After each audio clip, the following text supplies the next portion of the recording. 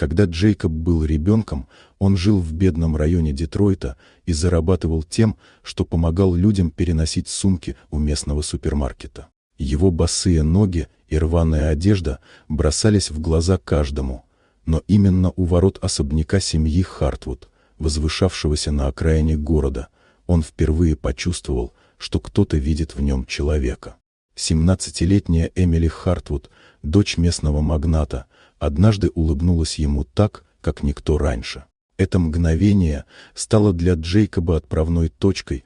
Он пообещал себе, что однажды поднимется так высоко, что ни один человек не сможет назвать его никем. Но ее отец, Ричард Хартвуд, узнав о случайном разговоре, публично выгнал мальчишку с села территории, дав понять, что граница между богатством и бедностью непреодолима. Эта обида стала для Джейкоба топливом. Спустя годы он покинул Детройт, работал на любых доступных работах, учился ночами, рос шаг за шагом, пока не смог открыть собственную компанию и превратиться в уважаемого предпринимателя. Его путь был долгим и полным лишений, но именно он привел его к тому дню, когда он узнал новости из прошлого.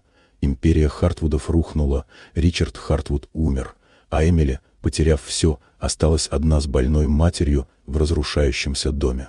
Вернувшись в Детройт через 15 лет, Джейкоб увидел особняк, превратившийся в тень самого себя. Раньше недоступный символ чужой власти теперь выглядел забытым и пустым. На крыльце стояла Эмили, измученная, уставшая, но все с той же мягкостью во взгляде. Она узнала его не сразу, но когда поняла, кто перед ней, на ее лице появилось выражение, в котором смешались удивление, боль и облегчение.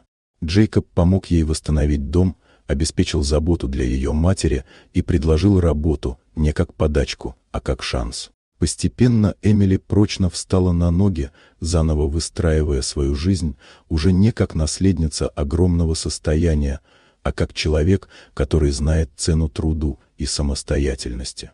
С каждым месяцем они становились ближе, не благодаря прошлому, а вопреки ему. Их связь росла естественно, без попыток вернуть то, что было когда-то. Спустя год совместных перемен Джейкоб сделал предложение на парковке у того самого супермаркета, где много лет назад мальчик в рваных сандалиях впервые увидел добро в глазах богатой девочки. Эмили согласилась. Их свадьба была маленькой, без роскоши, но наполненной спокойной уверенностью. История босоногого мальчишки, которого некогда унизили у ворот чужого богатства, завершилась не местью, а победой над тем, что когда-то пыталось его сломать.